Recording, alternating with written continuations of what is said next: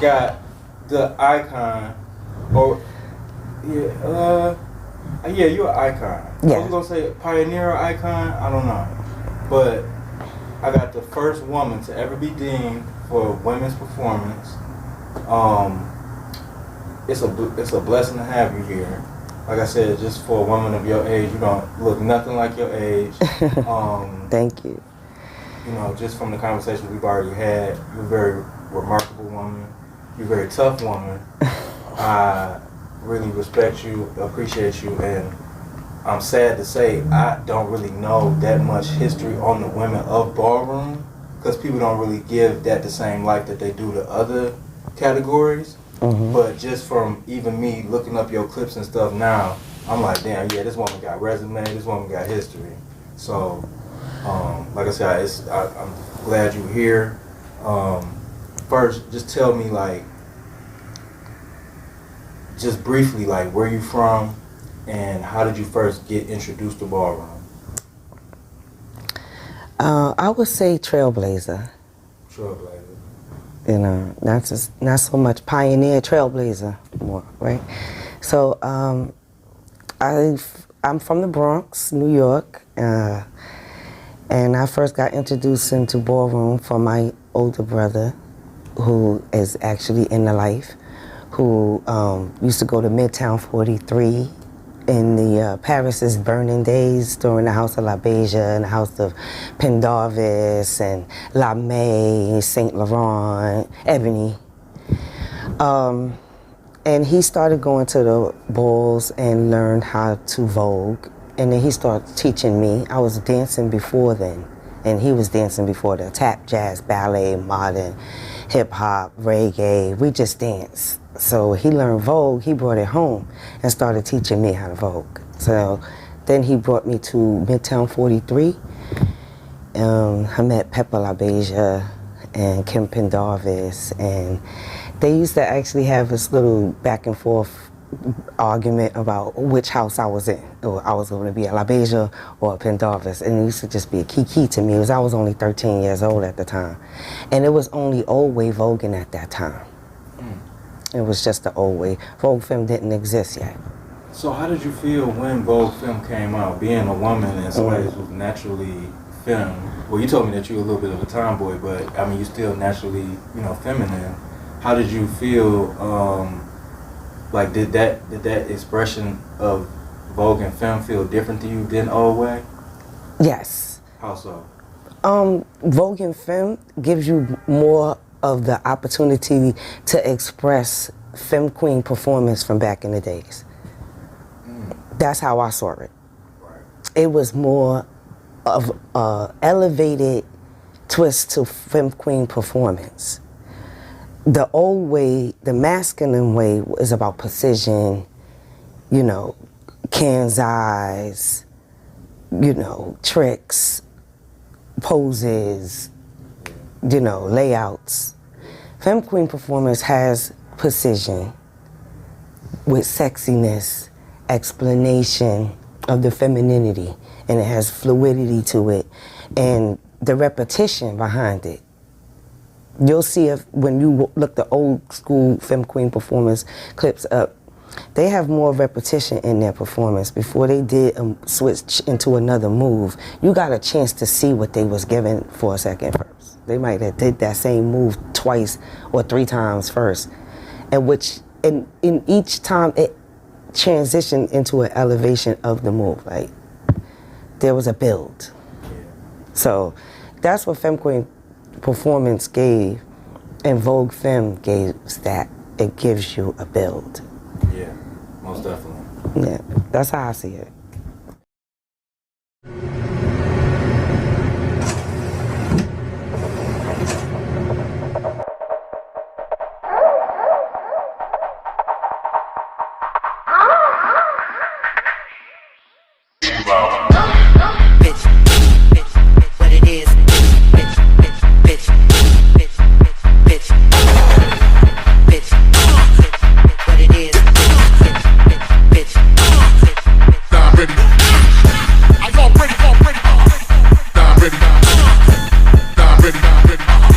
What it is.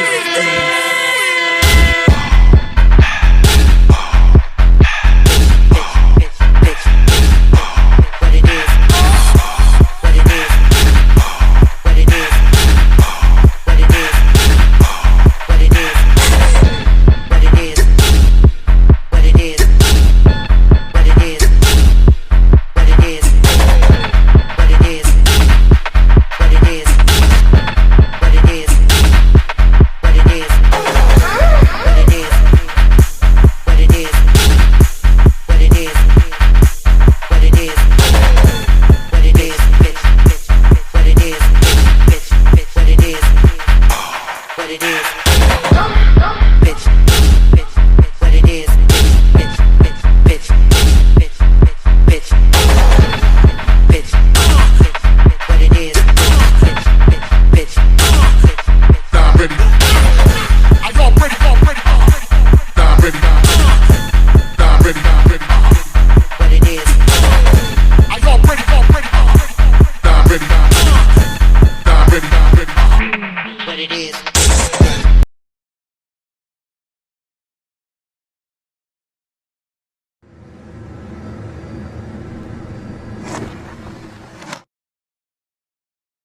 How I see it is like Vogue has kind of lost, not really lost it because you still have certain performers that do it, but Vogue has lost a little bit of the storytelling aspect, and some people go more on just pure energy.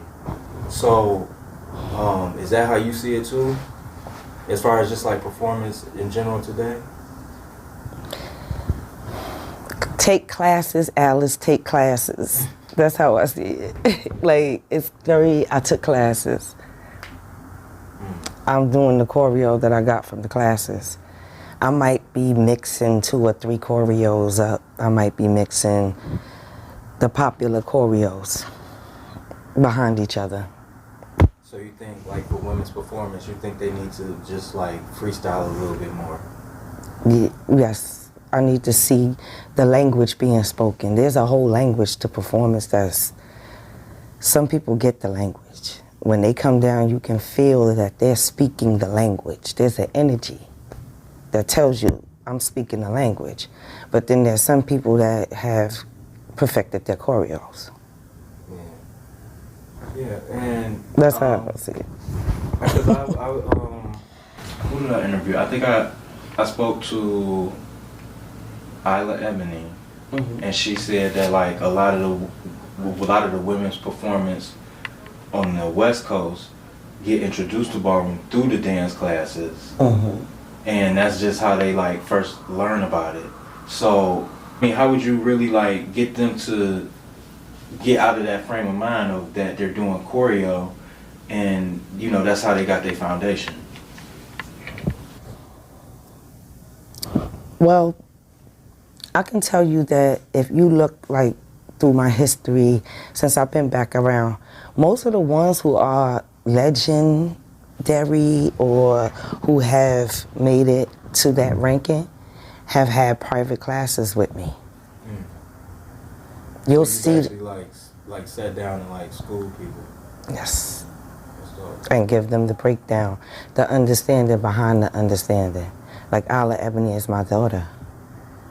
You'll see her with me in several photos throughout the whole, time, even when she was a Chanel, I was always her mentor, always helping her to get different understandings, I came to Legendary a couple of times, and as soon as all of the women from the House of Ninjas saw me, they just went crazy. And I just went crazy too, you know what I mean? And I went there for Isla though.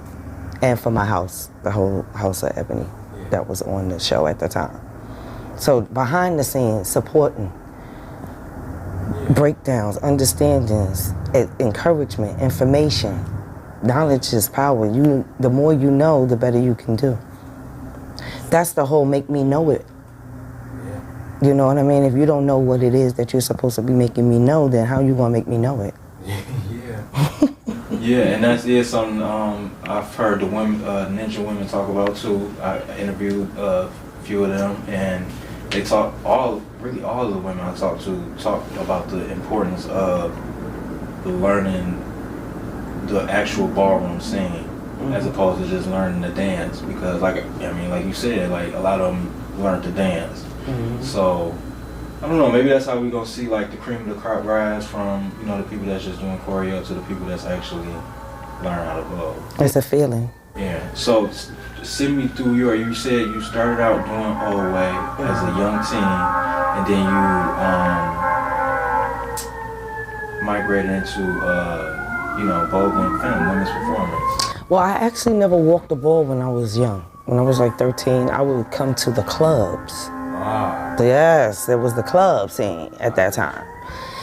And we would Vogue down throughout the club for a while, but we was young, so when it got to a certain time, we was, you know, told to go ahead and go home. So we would get there early and carry, and I had a lot of different mentors at that time, like Ronald LeMay and my brother Tony, you know, a few Libatians. I used to go to Kempin Darvis's house to actually, you know, sit and talk with him, and I would be his model when he was making some of his ensembles.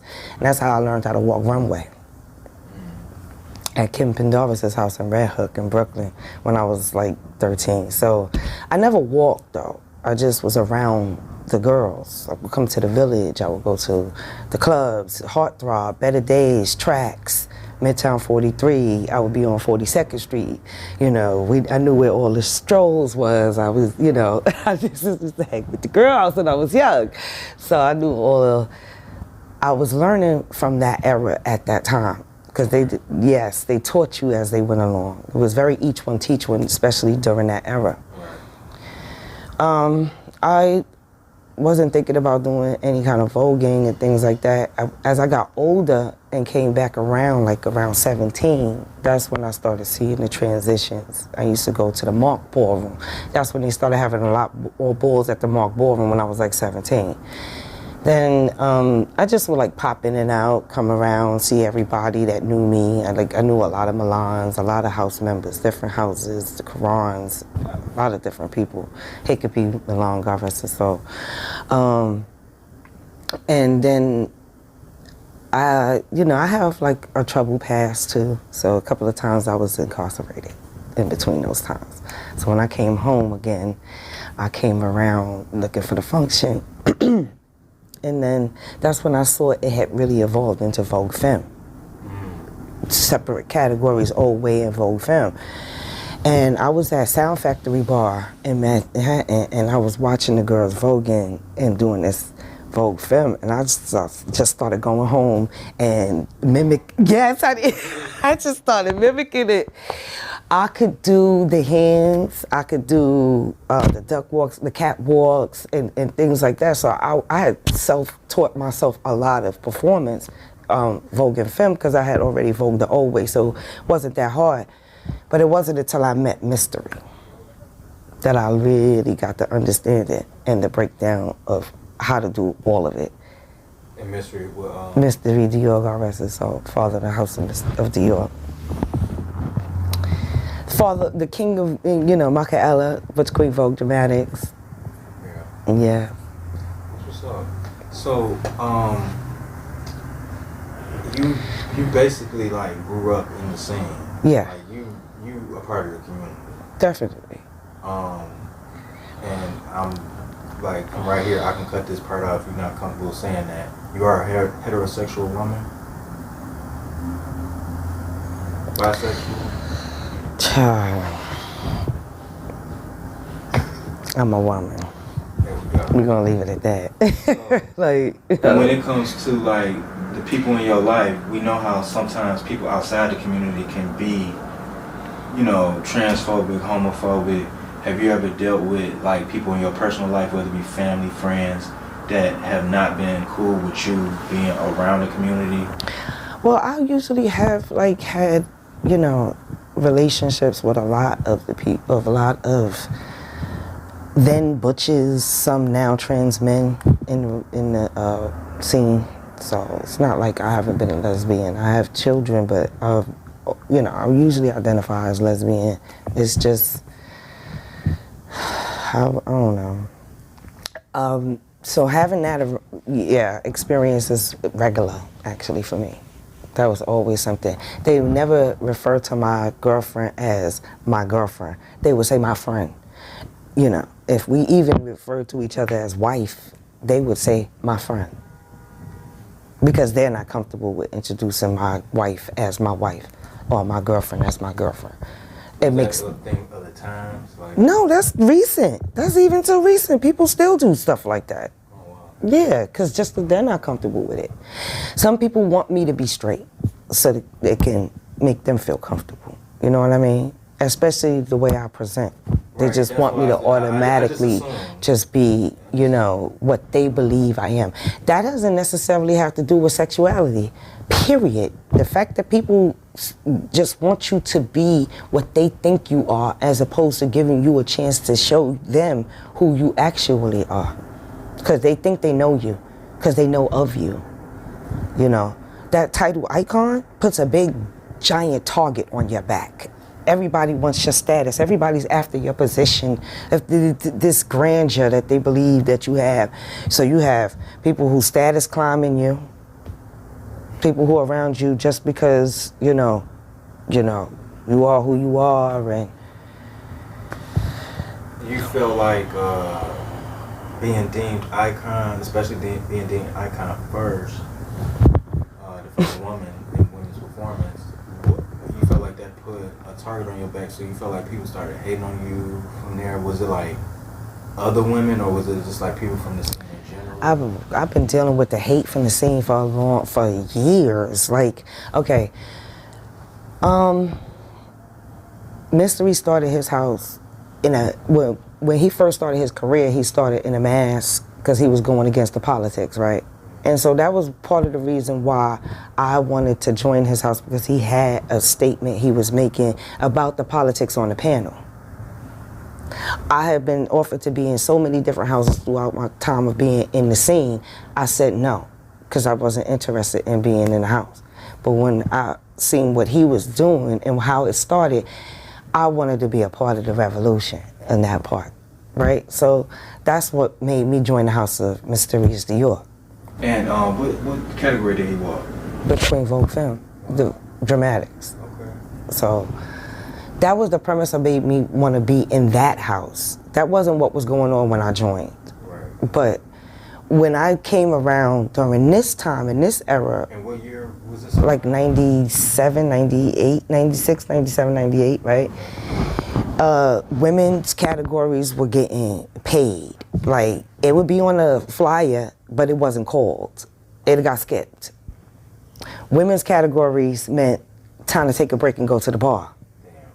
Women's categories meant, go to the bathroom. If it got called, if it didn't get skipped over. So I was one of those persons that I came here to walk. You're not going to treat me like that. So they tried to skip over my category. I was interrupting the next one. They would see me coming to the runway and be like, "Miss Monet, not tonight." I used to be like, "Exactly, not tonight." Call the category. So, but before that, there was Monique Mizrahi as women's performance for the House of Mizrahi, Tasha Infinity, Yanni Karan, Stephanie Cartier. Those are the women's performance that was out when I came out. So, first one I battled was Monique Mizrahi. So, and you got deemed icon first? For all of them? Yes. Damn. So, most of them are trans men now. Okay. Most of them are trans men. They go by different names. So the first one was Monique Mizrahi. Second one was Tasha Infinity. Third one was Yanni Karan. And the only one that was really, really like on my radar as a threat anyhow at that time was Stephanie Cartier from Philly. So after I knocked those out in that row, somebody told Stephanie, "Wake up, there's somebody on the floor." So she's eating it. So Stephanie came and we battled, and she just gave me my dues. She stopped voguing and everything, like, "You better work." So the next battle wasn't so nice though, because I came to Philly and I was on her turf and it was on. So we had a good time. It'd be the best battles when I think people got it out for each other. Mm-hmm. They want a piece of each other. But I've always been a type of the one who will stand up and say something about something. I was the one who would start different things when it came for the women. Once I seen that we was being disrespected a lot, the House of Tuscany was there, which was an all women's house. The House of Michoud, majority women's house. You know, some of the times I had to stand up for all the women at one time. You know, I had to take a charge, and I wasn't scared. You know, I'm one of those people that I'll go for the read too and use my voice and just go for it. Like, no, you're not gonna treat me like that. So, what makes you think people? Why do you think people in the community are so disrespectful to women, or the women categories, or just not even just disrespectful, just dismissive, or try to act like they're not there or whatever? Well, when I saw that happening, I had my first all-women's ball at Fat Boy 1998 on 14th Street.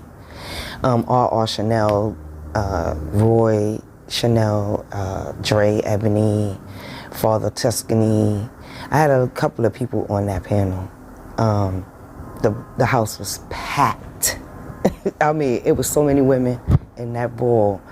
Andre and all of them was there too, like Selvin. It was so many people there. Jack was there. A lot of people mystery commentated it, God rest his soul. Queen Latifah, Queen Pen, MC Light, Monifa, all of them was in the VIP for this ball, and it was packed. But when I was promoting that ball, I was giving out the flyer to a lot of the community, and I had people actually throw a flyer on the floor in my face and say, ain't nobody coming to that. Picked the flyer up, dusted off, and went on to the next one. But the ones that did show up they was pleasantly surprised. We had a wonderful time. The house was packed. And it's the women's ball that started all of the women's balls that I gave after that, because I had it going for years after that. And I've heard of women's balls. I even heard that they have them like in the Midwest, but obviously I've never been invited to one. It started here. I gave them for about 5 to 10 years straight, and then I had my son, so I stopped with the major scene and the women's scene for a while. And what inspired that? Besides that, what inspired you to just go away from it? Because you could just leave for like a few months and come back. Well, yeah, I had another child, okay. And as a mom, that comes first, and you need to take some real time and invest into your children and yourself, that family dynamic, and make sure. I think everybody in ballroom should make sure that they're stable before they come around in ballroom. Your outside life needs to be stable. Yeah. Please make sure of that. Because, the ball's only for a short time. I've told people, even like, I feel like if you got something going on in your life that's not right, and you get on that runway, you might not, your energy might just be off or something. It's just, it takes a lot of money. Ballroom's not for the faint of heart, and it's not for the broke girls either. No, for real. People think that it's always just because it's considered subculture is for the broke girls. No, it takes a coin to be out here. It takes money, darling. This is invested time, invested energy. That's one thing. I didn't become Icon from being on the stage. What makes the Icon is being at the Pride Parade marches, being a part of Pride celebrations, being at community events, being a part of the community, actually being a part of the raising of the community, showing up. That's what makes you an icon. It does not happen just on the stage. That's not what makes you a legend. When you didn't give back nothing to the community that you take so much from. All you do is come to win a cash prize and a trophy. But when it comes down to actually giving back of your time, being a part of our community as a whole, the family, because ballroom's a family. Yeah. It's all of these different houses that make up a family. Yeah. So when you don't come to the family events, and not just a ball, you can't expect to get something out of something you didn't put nothing into. And they feel like, I should be an icon already, I should be a legend already. You don't do nothing that's legendary off the floor either. You barely making it on the floor when it comes down to giving us what the taste or evolving it take it to the next level. That's what happened with me after they got tired of seeing me voguing against the same 4 people at that time. Me and Prodigy separated from the House of Ebony and made the House of Prodigy. And then he said he wanted to see me vogue against the femme queens and the butch queens up in drag, just everybody, trans, with all the female figures. So he had the first female figure performance, and he asked me in the village, he said, would you walk if I had it? And I said, yes. And they were like, ooh, ooh. And it was a scandal. I was coming for the girls. Like, really? There's 4 women's performance. I beat them 1,000 times already. Ain't really nobody else for me to battle. And he wants to step up the game and change the game, and this is trailblazing.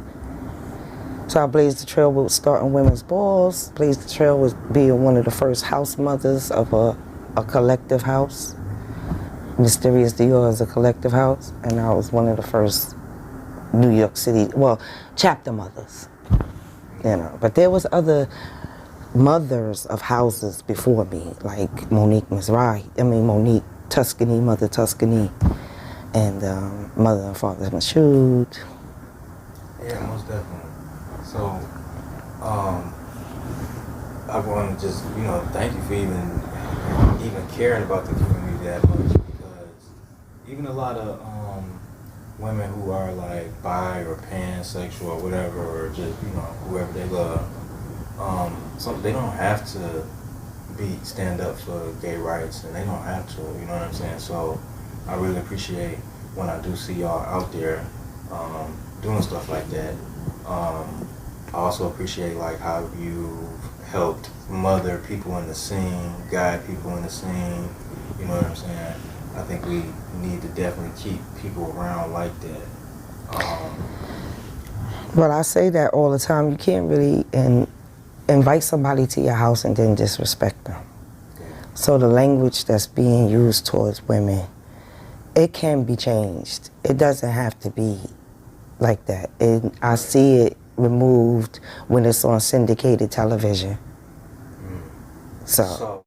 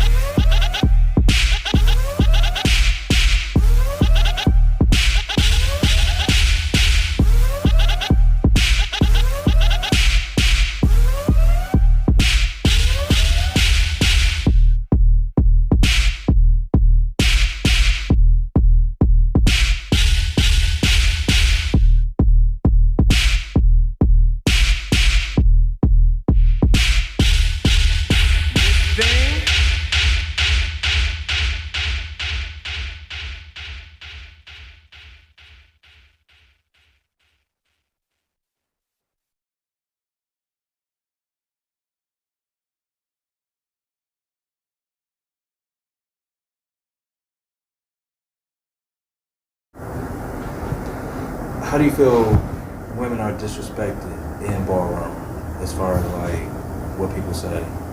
Well, a lot more women nowadays are starting to speak up about it, which is good. Yeah. So it's not hidden. It's not like I'm the only one that feels women are disrespected in that manner. With certain words that's being used to refer to women's vaginas, you know, referring to women as, you know, anything other than a woman, I'm gonna just leave it at that, because I'm not gonna sit there and repeat those words. We know what it is. Now, you wanna call yourself that, that's fine. Please just use those references for yourself and prefixes for yourself. The F, you know, giving fish and cunt and bitch. Those things are very disrespectful and derogatory. Yeah, no. Why would I like bitch? I mean, I'm not a bitch, I'm a queen. See, this is chess, not checkers. And I'm a queen on the board. I am not playing that checkers game. This is not that. I know who I am. I don't need you to talk to me like that. I would never spend time with somebody that's going to disrespect me like that. Yeah. It's really hard for me to invite any of the women to this arena where I know that this is what they're going to hear all night, and they going to be feeling bad. It's a derogatory means of speaking to your woman. Cunt is a white man's derogatory word for his woman when he feels that she's not being submissive to him. I mean, do I really need to explain that to people? If that is the case, there you go. It's like, I've always said that too, ever since I was like a teenager. Like, I always was like, if I was a woman, I would not want to be called a fish. No. Like, who want to be First of all, they refer to fish as being dumb, not even just about the odor. Dumb and stinky. All right, dumb, easy to be baited, fish in the sea, as if we're just options. There's a whole bunch of us. There's a whole other fish in the sea. No, listen, there's certain people, right. When I know that I'm a queen, I don't need you to try to refer to me as a fish. Okay? And if you are going to refer to me as any kind of fish, remember, I am orca, darling. Orca. You never want a day. If it's going to be a fish in the sea, you're going to refer me to? Orca. Right. All right? Queen. That's what's up. So you are very, like, tough. Where you get that from? You're not afraid to tell somebody how you feel. Why should I be? I mean, I guess, you know, maybe some women or some people. I'm not even going to downgrade that to women, because there's a lot of people who are, I guess,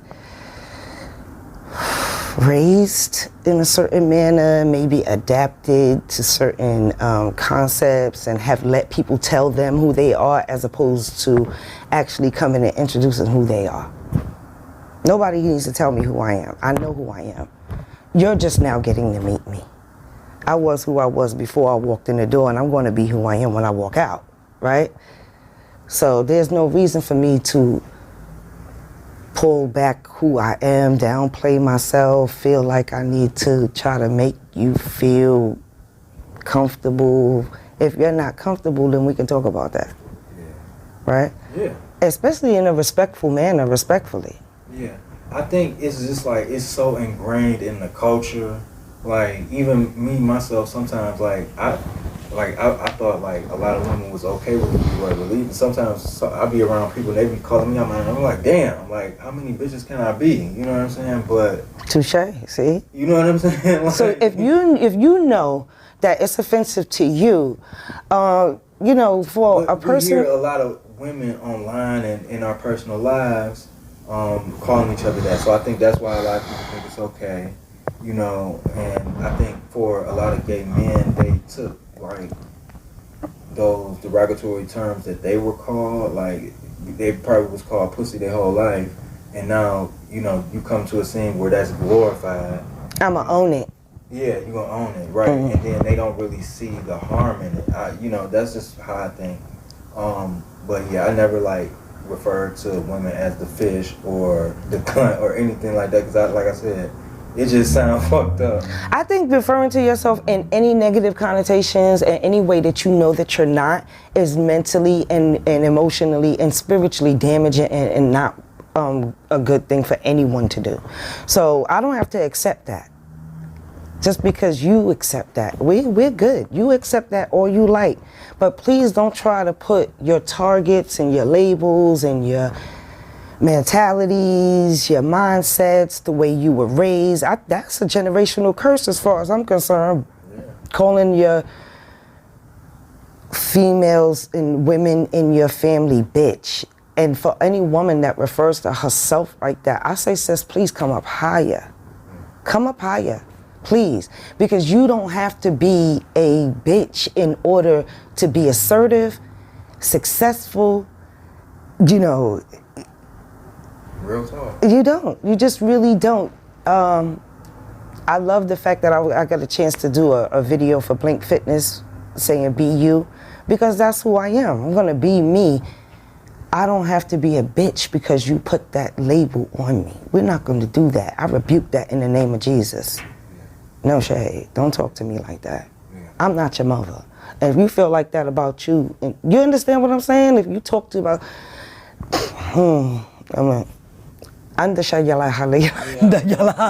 hallelujah. No. It's okay to say no. Yeah. Yeah, and I think no. Real talk. I think it's a part of growing up, like learning, like, you know, certain stuff you just will not tolerate. And, you know, I think, or at least for me, when I was younger, it's a lot of stuff I would tolerate. I would just let it slide. Then there's certain stuff where I'm just like, no, I can't really rock like that. I can't make you have respect for yourself in that manner, but you can't make me disrespect myself in that manner. Right. Okay? And it's to each his own, right? Okay. But I'm not going to be able to invite more women on the scene and know that they might walk away feeling bad. So is the solution for you like just not to bring, not to expose newer women to the scene?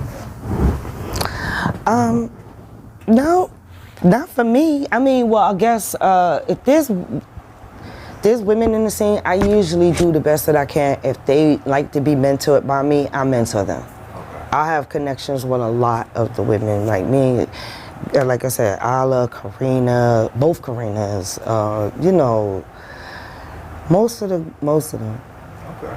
You know what I'm saying? So I've done something with each and every woman that most of y'all know. Yeah. You know, so I'm there for that, but I'm not gonna do it. I feel you. I'm not gonna do it.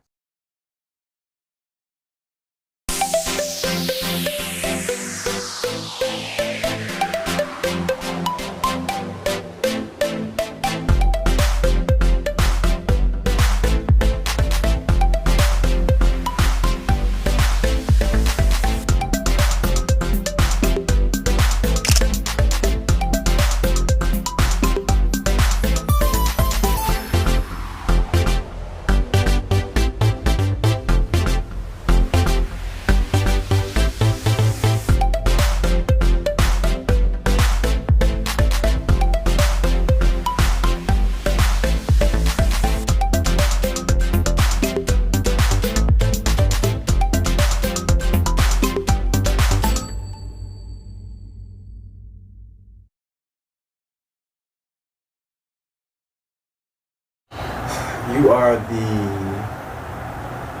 I want to say the 7th woman that I've interviewed in the last year. I want to interview more women because I feel like what ballroom was created for and what gay people get out of ballroom, I feel like the average Black American woman can get that same stuff. Mm-hmm. I feel like they probably need it most second behind the Black gay trans person. You know what I'm saying? So I would like to see more Black women come to ballroom, participate in ballroom, and hopefully like people see these videos and they say like, oh damn, like I could do like how she did, or I could, you know, like when I ask these women like who inspired you, they always say other women. They say other like femme queens and bush queens too, but them first names is other women's because I think we as humans see people that's like us, and we gravitate to that. That's right. So I want to just thank you for coming here, like sharing your wisdom. Like I said, it's not really even just wisdom of an icon, but wisdom of Thank you. a powerful black woman who survived a lot. We ain't even get into the jail bid. I'm not even gonna ask, but just know, like, I came up on one of the hardest blocks in the Bronx, Cypress Avenue, and I've heard of it. yeah, I grew up. That's where I grew up at. Yeah. And I even watched my mother get shot while she was pregnant, living there. You understand what I'm saying? I grew up learning how to box and, you know, knife fight and all kinds of stuff, like hard, right? And so moving to Midtown and then, you know, doing other things was absolutely wonderful. But growing up, when I grew up on Cypress in the 70s, crazy. I learned a lot of craziness. Eventually, you know, I had a situation where I got attempted jumped, and I just kind of like put people in the hospital, so I wound up in jail. Yeah, but it, you know, it was a young age sort of thing. You know, when you're young, you react to things in a way that hopefully, you know what I'm saying, when you get older, you learn not to react anymore like that. I mean, you know what I'm saying? But most people, they still operate like they in high school. Right. So, you know, that's a testimony to youth and you know. Do you stay abreast of like what's happening in the ballroom scene currently and stuff? For the like most part, I mean, what you mean? Do you be seeing like, you know, like the violence that go on in the scene? Like, I watch some lives. Yeah, there'd be fights breaking out and stuff like that. What do you think about that? I get the little, you know, if it was something big, like a gun was pulled out and stuff like that, I find out, yeah, of course I do. Right. Yeah, you know, they let me know. I mean, it's not many icon women in the scene on top of it. So not many of us that's sitting at the table with the men. Yeah, I understand that. So they tell us stuff. Basically like let you know when something big happens. Yes. What do you think about the violence in ballroom? Do you think it's too much, or do you think it's just a normal part of being human? This is why I said I can't invite the women to the scene. Okay. You telling me that I cannot tell her she's going to be safe. I know that. I see that. I'm not afraid. You wonder why you don't see me all the time? Am I okay? Is it going to be all right? I mean, has anybody calmed down? We have a lot of drugs and things going on in the scene too. Like, that's not being addressed. We got a lot of mental health issues. We got a lot of people, you know, we got a lot of COVID. I mean, come on. I think COVID is the least one. You understand what I'm saying? Like, there's not. Listen. No, I definitely agree with everything you're saying. Like Okay. I said, Yeah. I don't want to go out because of it. You know what I'm saying? I'm still trying to wait to see how are we going to regroup after this too.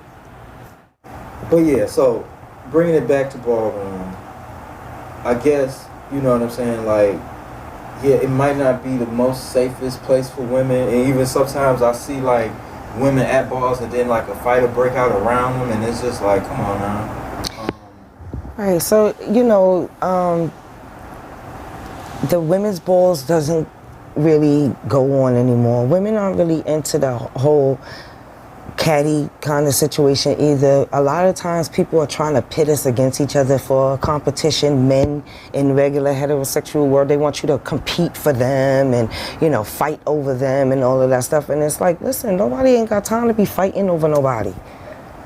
Right. We don't want to fight over stuff.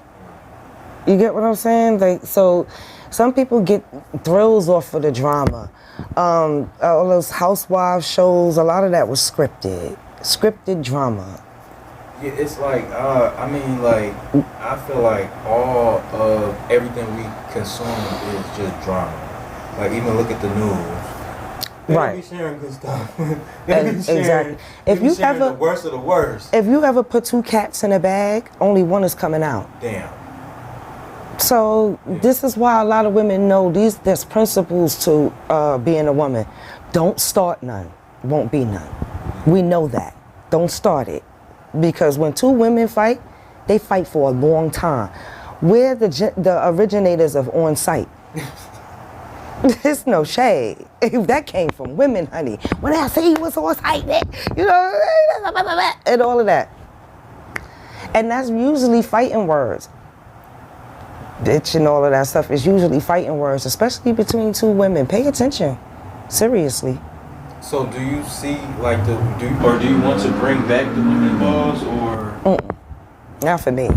Anybody want to go ahead, they go right ahead. I already blazed the trail. Y'all pick up and do what you need to do from that and all of that. I have other aspects that I'm looking at doing in ballroom, like we celebrating Black History Month in a minute. You know, we're in a pandemic time, so I'm trying to bring, you know, some collective instructors to some Zooms to help teach, you know, abroad where we can't all get in the same room, but, you know, I have some sponsors paying for some people to come together and do some new things. I'm not worried about the past. We have to go forward. Yeah. That's my name, forward. Yeah. How do you feel about like a lot of the white women like overseas that like Vogue and stuff like that? Like, I was in Russia teaching them.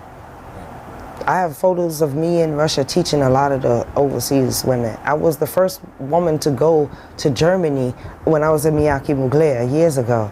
Me, Stiffy Revlon, Alliance Milan, and Conti Carlos Mugler. So I see on Facebook sometimes like they'll share video of them and then they'll kind of like say like, oh, these people, they forget that ballroom was created for black people.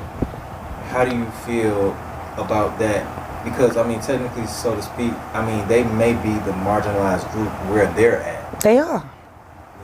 Yeah. Okay, so in Russia, it wasn't just something that you could just have a ball.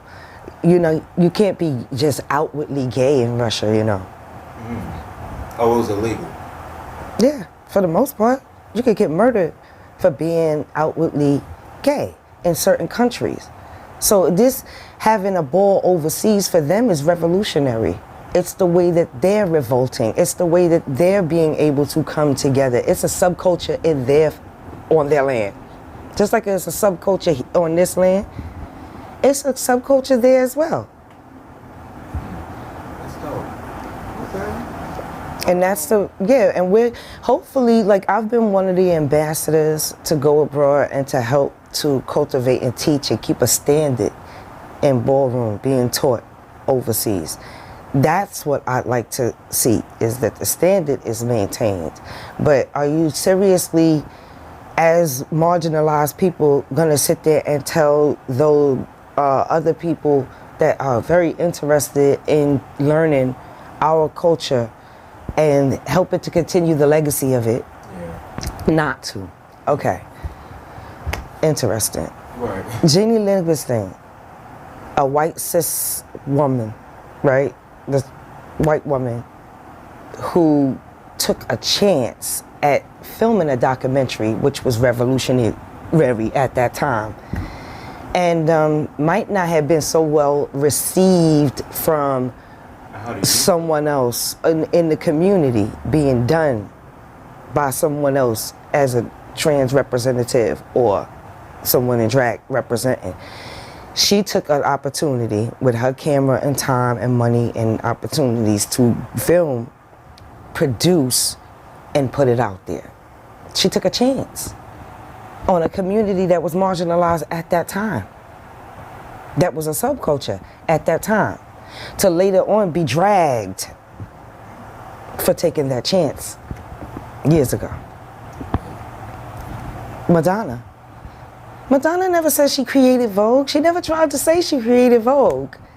I never heard her say, I created Vogue. She made a song in tribute to the style. Use actual Voguers.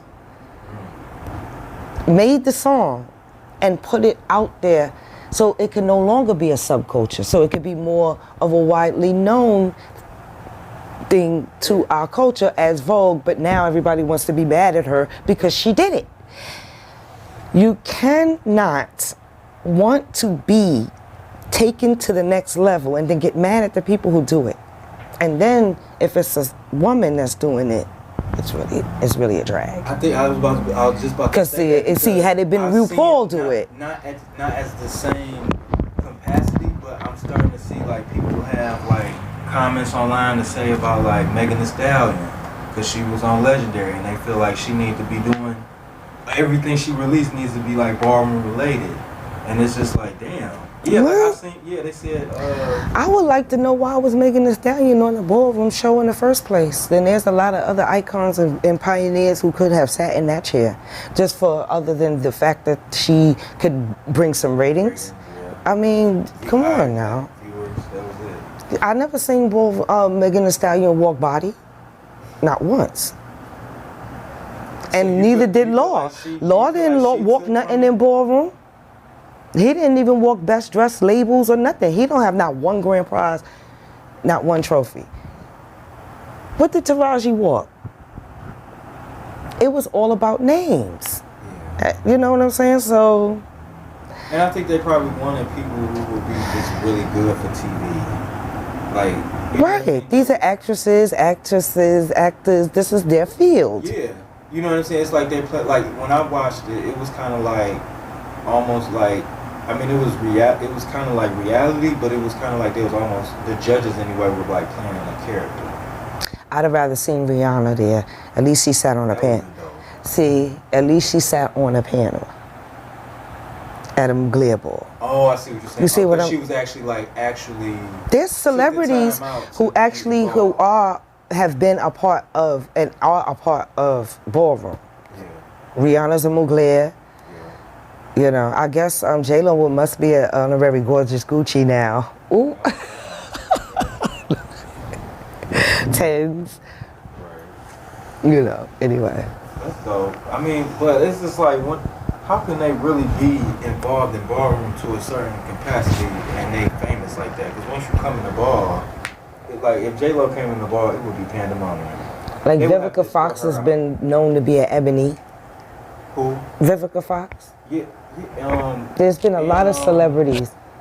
So Lisa Ray, right? Lisa Ray's ebony. You know what I mean? And So also, the guy from The Wire that just passed. yes, exactly. Him too. We have a lot of celebrities that are in ballroom who could as served in those capacities too.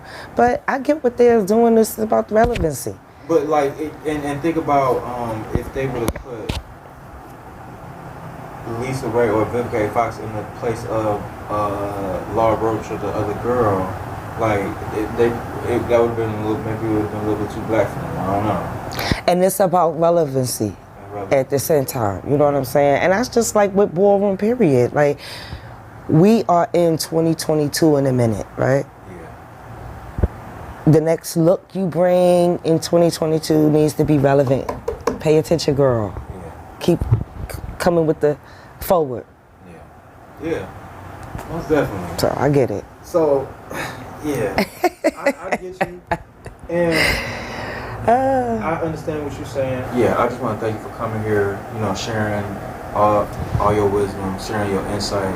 Like I said, it's layers on layers because you have a lot of just life experience in general. Like even aside from ballroom. Thank you. Yeah. I feel like just in this almost hour conversation, like we haven't even really touched the surface, you know? And that's how all of our lives are, you know? We all complicated and we all, you know, but I feel like you really got it together. I feel like it takes maturity and wisdom to be aware. Awareness, yeah, actually. That's what I really did before I actually stepped out on the floor ever, was I sat on the side and I learned first. I would be at home practicing. I have friends that would come over to my house, like, you know, Melson Milan, and, you know, I was friends with a lot of different people that was in ballroom. They used to be like, come be in our house. And I used to be like, no, I'm going to college. Like, until I finish college, I'm not even thinking about walking a ball, if I ever do, right? But I was learning on the side first before I hit the floor. So when I hit the floor, it was automatically shake the table because I knew what they was looking for. You got to know what they want. Yeah. Well, Most definitely. So, thank you for coming here. I have, just give like, I know you don't want no women coming to the scene because you don't want them to be disrespected. it's not that I don't want them to come to the scene. I would But love just for it to be better. If you would love for it to be better, so Yeah. give maybe advice to any woman that's watching this that wants to get in the ballroom but don't really know how.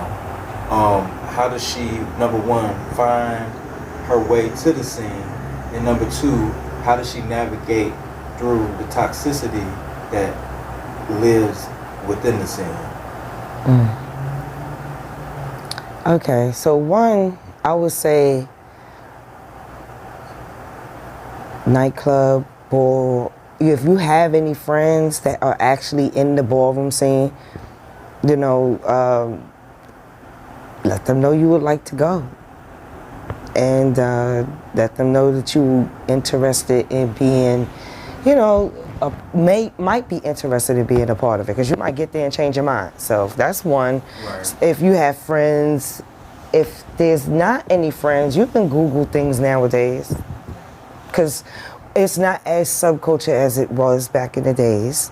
So you can start Googling, you know, ball, and some people's balls will come up. So go to a ball.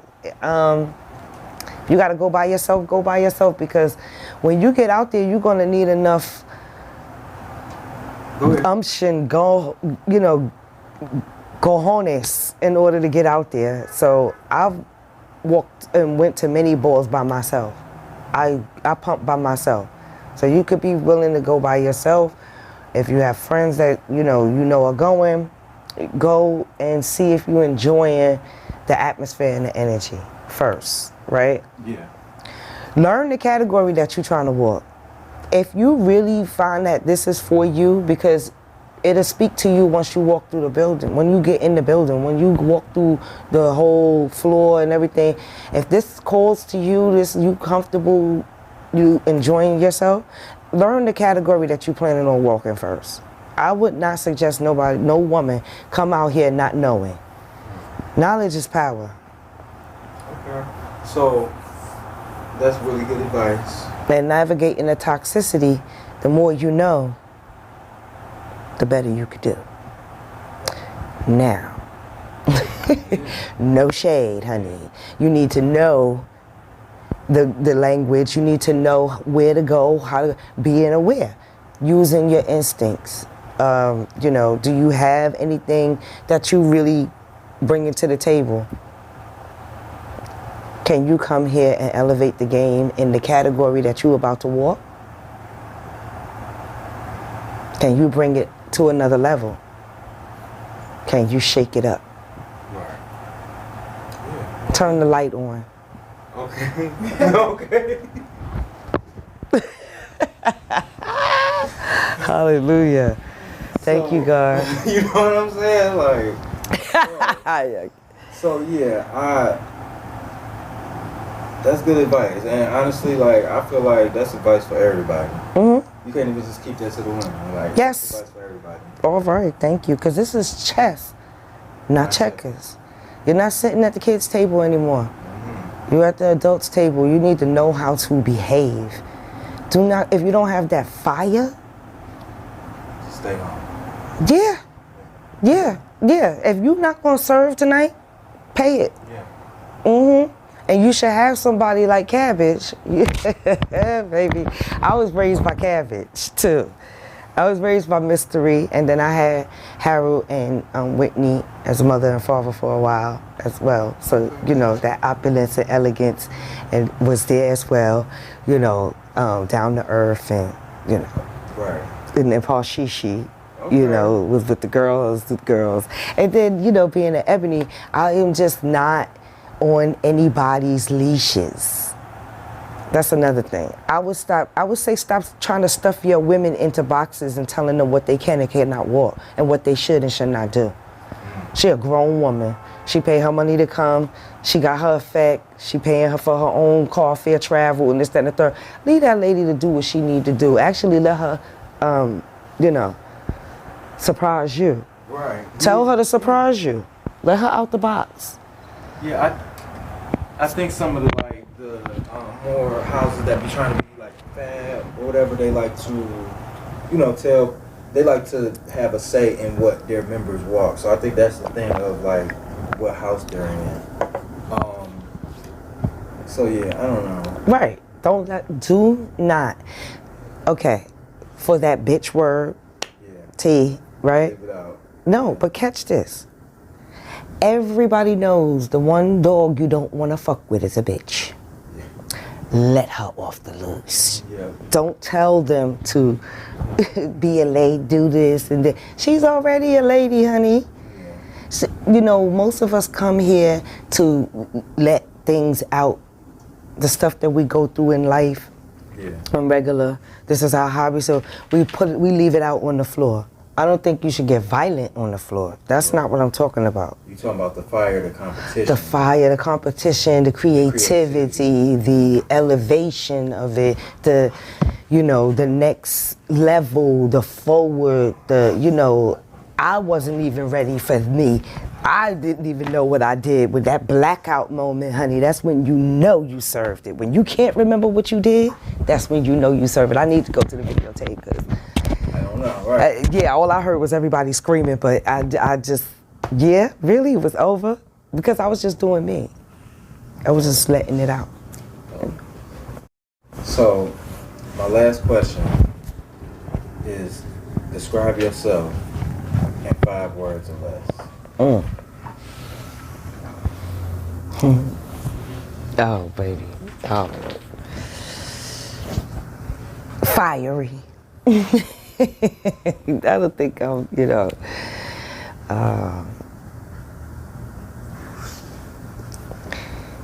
definitely, humane. Look at the dog, he even touches the dog.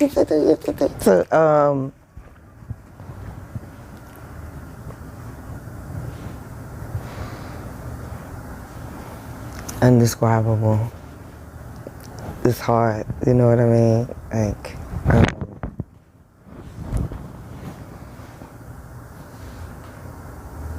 ready. If anybody know me, they know Miss Monet is ready. You pump the beat, baby. It's gonna be a battle. And family. I definitely say I'm family. That's what's up. I really like that. I would definitely add strong to that list. I would definitely add wise to that list and experience. Because you've been through a lot, even just being a parent, and just right there. And then being a house parent, guiding people who are adults into their creativity. You've done a lot, so I'm honored to have you here. I'm very thankful to be able to tell your story. And thank you. Ladies and gentlemen, it's the icon, the trailblazer, Monet Ebony.